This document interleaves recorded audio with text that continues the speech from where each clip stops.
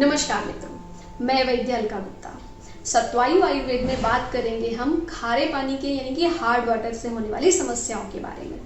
अगर आप भी ट्यूबवेल या सबमर्सिबल या अंडरग्राउंड वाटर यूज़ करते हैं और पानी आपके यहाँ खारा है तो उससे क्या क्या परेशानियाँ हो सकती हैं, हम उसे कैसे पहचानें, कैसा वाटर प्यूरिफायर यूज़ करें और अगर उससे समस्या हो रही है तो हम उसके लिए क्या घरेलू उपाय अपना सकते हैं।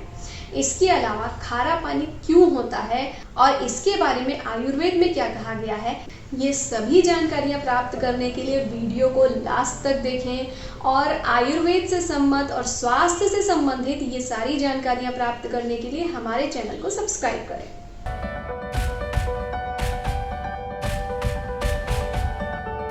आयुर्वेद में कहा गया है, जलम एकम विधम सर्वम पत्येन्द्र नभस्तलात् तत्पततम पतितम चैव देश काल अपेक्षते।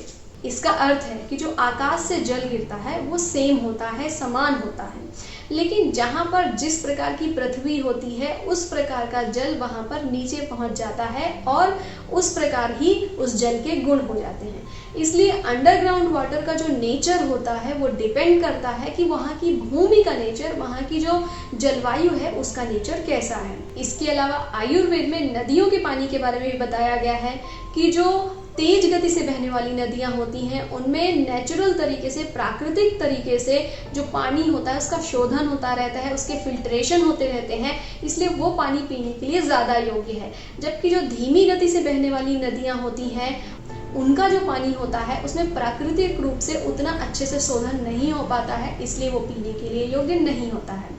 इसके अलावा जो पानी हमें मिलता है आजकल उसमें बहुत सारा प्रदूषण होता है। बहुत जगह नालियों का पानी, बहुत जगह फैक्ट्रियों का पानी, ये सारा कुछ नदियों में डाला जा रहा है जो कि रिस कर कहीं ना कहीं अंडरग्राउंड वाटर को भी अफेक्ट करता है।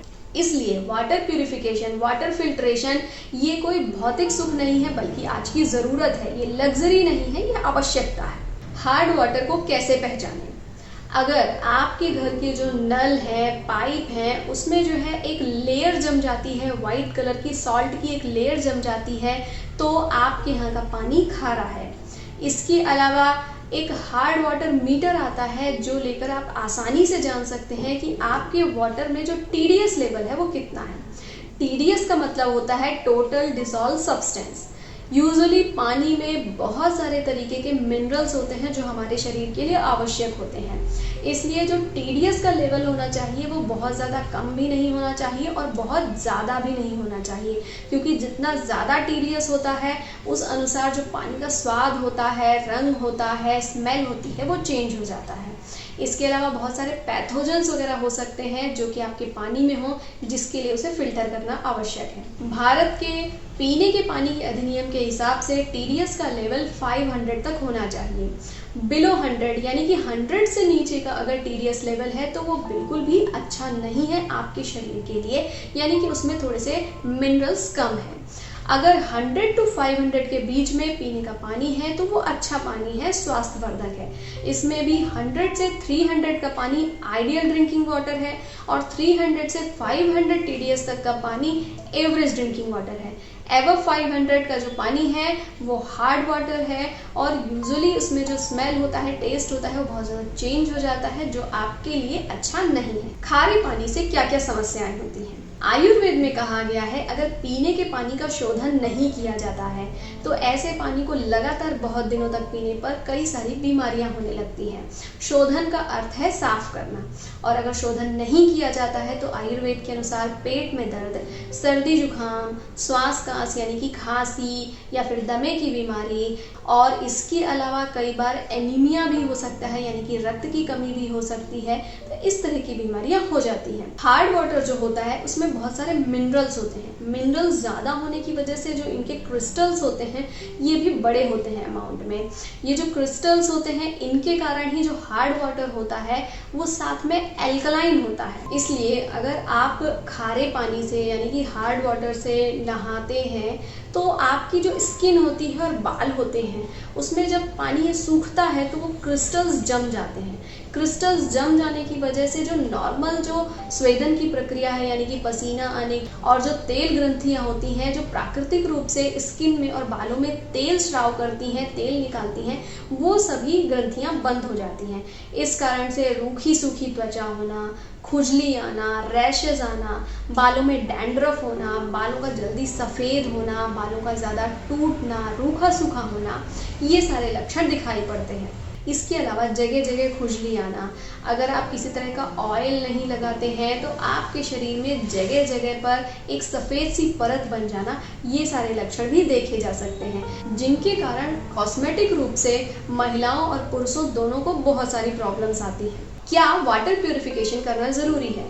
जैसा कि मैंने पहले बताया, सबसे पहले तो हार्ड वाटर जो होता है, अगर आपके यहाँ का हार्ड वाटर है, बहुत ज़्यादा उसमें मिनरल्स ज़्यादा हैं, तो वो पीने के पानी में भी अच्छा नहीं है। इसके अलावा बहुत सारे पैथोजन होते हैं, क्योंकि बहुत सारा प्रदूषण आकर मिलने लगा है आजकल पीने के पानी में, इसलिए बहुत सारे पैथोजन होते हैं जिन्हें निकालना ज़रूरी होता है। बालू के कण, ये जो बड़ी बड़ी चीज़ें होती हैं, ये भी आपके पीने के पानी में नहीं आनी चाहिए।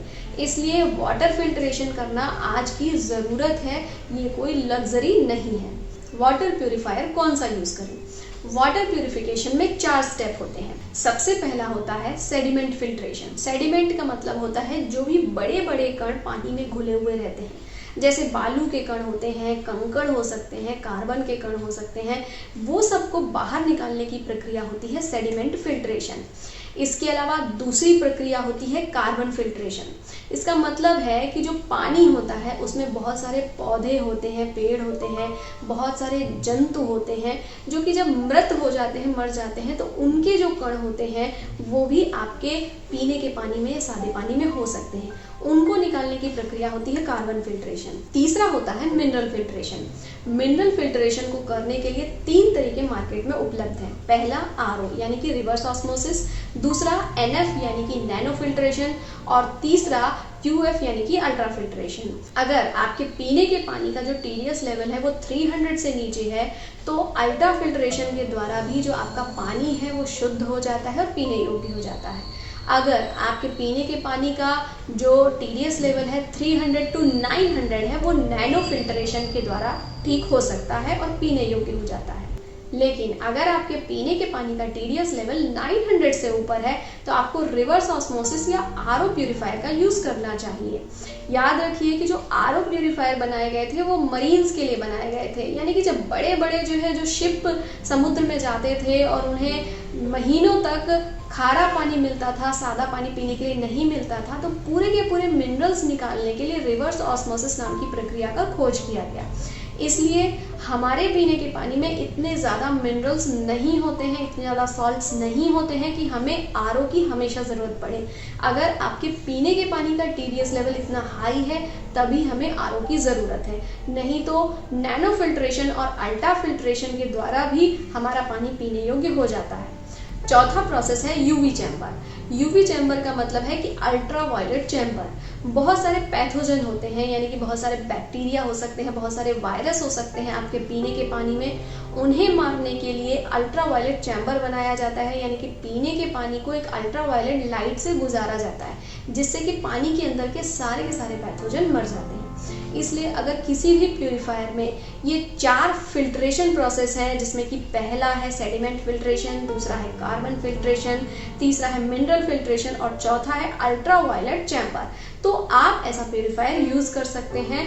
ये आपके पानी को पीने योग्य बना देता है। इसके अलावा नहाने और घर के काम के लिए जो पानी होता है, अगर वो बहुत ज़्यादा खारा है तो उसे सॉफ्ट करने के लिए आप बाथरूम वाटर सॉफ्टनर्स का भी यूज़ कर सकते हैं। इसलिए टीडीएस के लेवल के हिसाब से, अपने उपलब्ध पानी के खारेपन के हिसाब से आपको वाटर प्यूरिफायर का उपयोग करना चाहिए। अब बात करते हैं कि अगर आपको स्किन में, बालों में ये सारी समस्याएं हो रही हैं हार्ड वाटर की, तो उनके लिए क्या कर सकते हैं, क्या घरेलू उपाय कर सकते हैं। हार्ड वाटर क्षारीय होता है, एल्कलाइन होता है, क्योंकि इसमें सॉल्ट्स बहुत होते हैं। इसलिए अगर आप एसिडिक चीज़ों का प्रयोग करते हैं अपने शरीर के लिए, अपने बालों के लिए, तो ये लाभदायक होता है। जैसे कि नींबू का प्रयोग, जैसे कि दही का प्रयोग, यानी कि बालों में अगर आप दही लगाते हैं या नींबू लगाते हैं तो ये बहुत लाभदायक होता है। इसके अलावा जो पानी होता है, अगर नहाने के पहले उसे फिटकरी से छान लिया जाए तो भी वो पानी सॉफ्ट हो जाता है और उसके जो ज़्यादातर सॉल्ट्स होते हैं वो नीचे बैठ जाते हैं और ऐसा पानी आप नहाने के लिए उपयोग कर सकते हैं। एप्सम साल्ट का उपयोग भी कई जगह किया जाता है।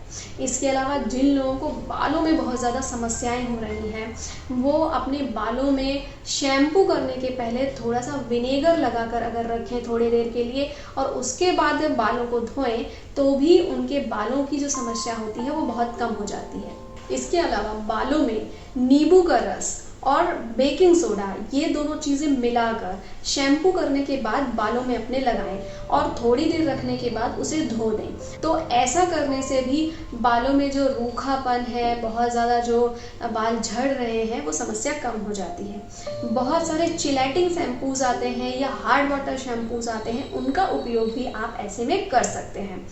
अगर आपकी स्किन में बहुत ज़्यादा रूखापन है, ड्राइनेस है, तो ऐसी कंडीशन में आप गुलाब जल और साथ में नींबू का रस और साथ में ग्लिसरीन, इसका एक कॉम्बिनेशन बनाकर अगर आप स्किन में लगाते हैं तो आपकी स्किन में ये ड्राइनेस और खुजली की समस्या नहीं होती है।